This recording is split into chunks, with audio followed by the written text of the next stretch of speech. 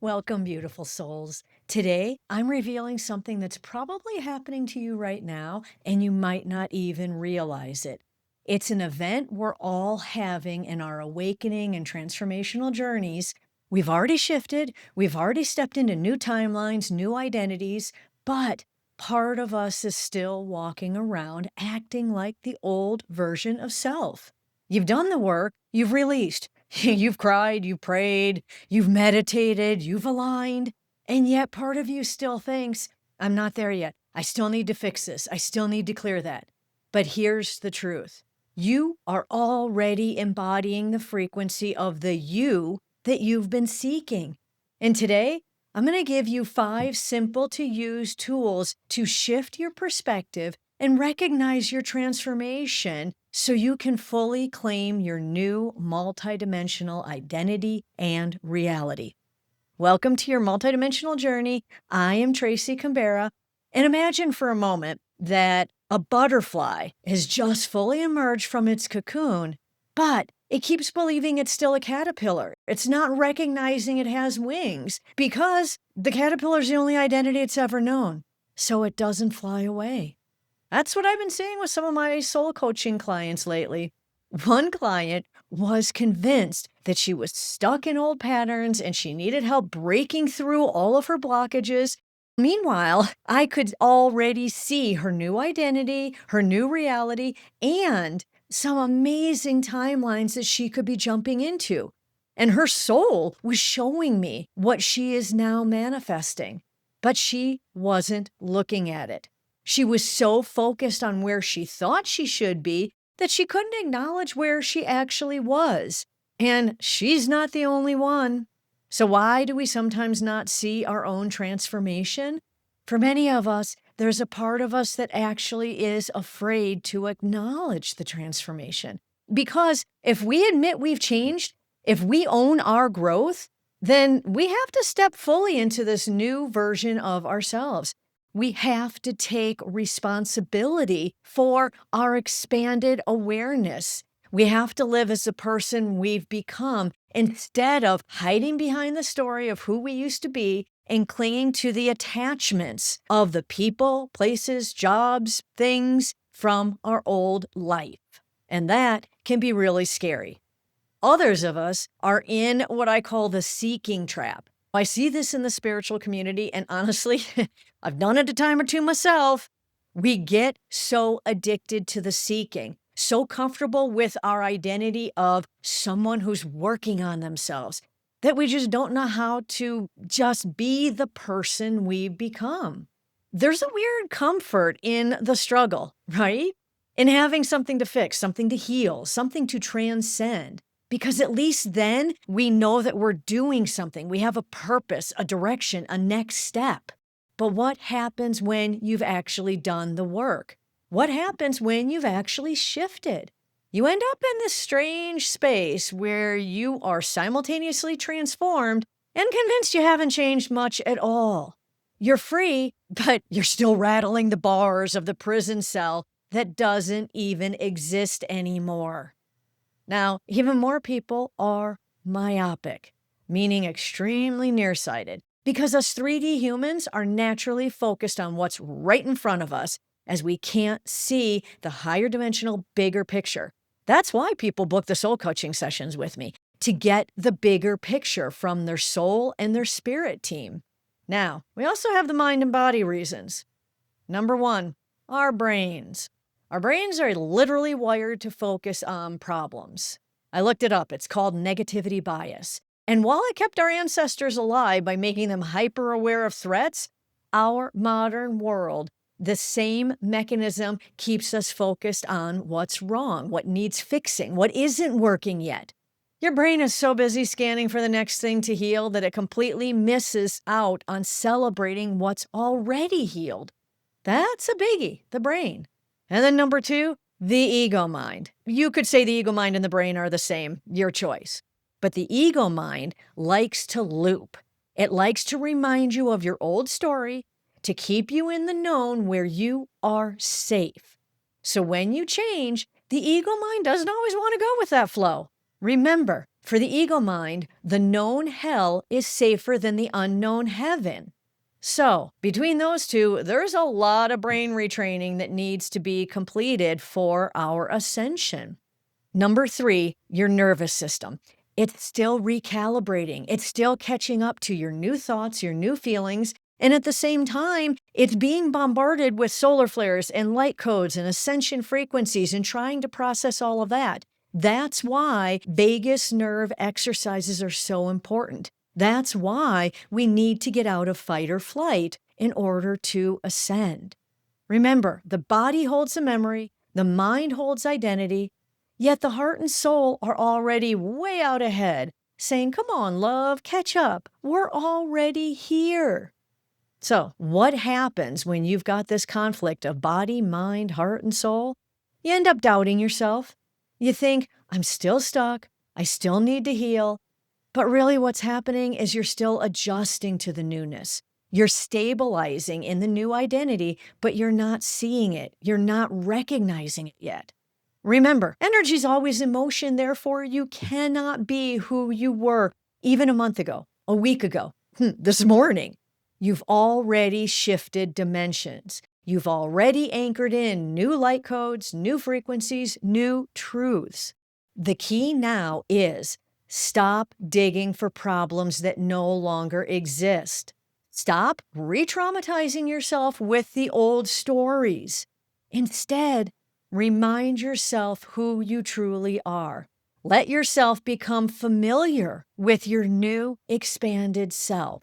So, how do you do that? Number 1, witness yourself differently. Start saying, "Oh, wait, I wouldn't have reacted that way before. This is new. This is me shifting." Or, "The new me isn't reacting to that. It no longer bothers me. I'm not that person anymore that was bothered by that."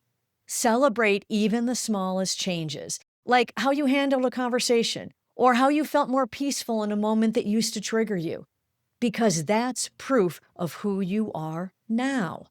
Number 2, anchor your new reality through embodiment.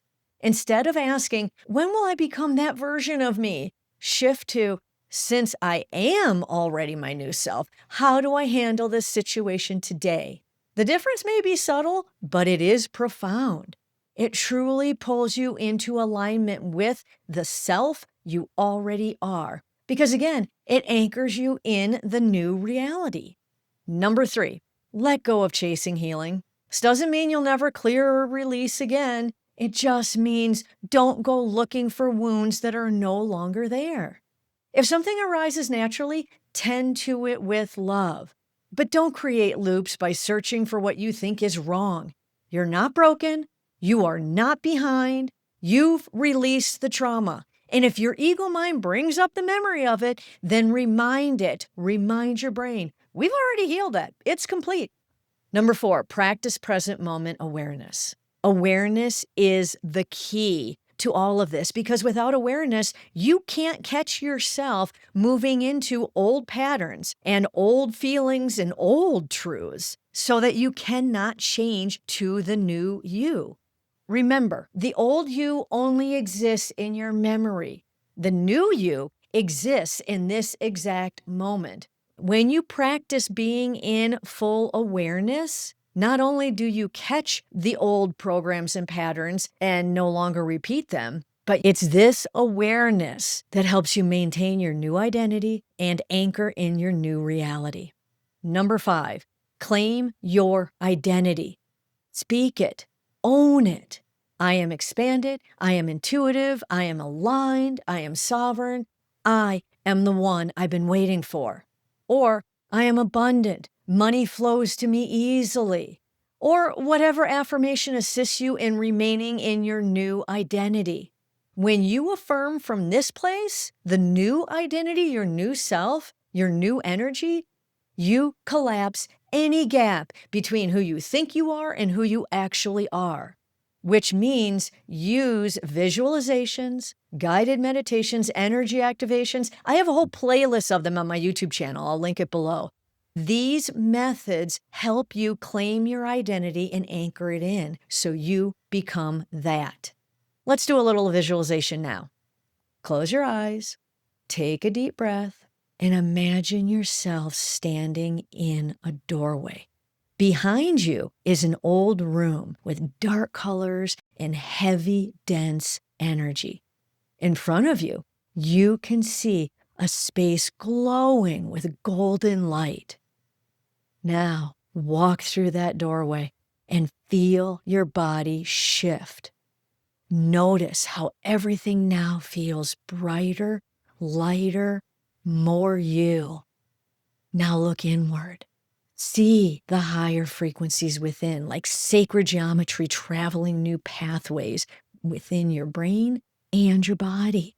Feel the electric vibrations within you. Sense the bright, bold colors of your chakras. Realize that is your new ascending self, right now, right here. Now, the mind may take a little while to adjust, but that's okay. Be patient with yourself. Find the activations and meditations that are most effective for you and repeat them several times a day. So today, take note, where are you still acting like the old you? Where are you asking, what do I still need to heal? Rather than, how have I already transformed? Where are you asking, when will I finally get there? Rather than, wow, look where I am now, and I see where I am headed. Think about it. What if you stopped trying to find yourself and started recognizing yourself? What if instead of seeking the next breakthrough, you acknowledge the breakthrough you're already living? What if you looked in the mirror and saw not someone who's still working on it all, but someone who's actively embodying their highest self now?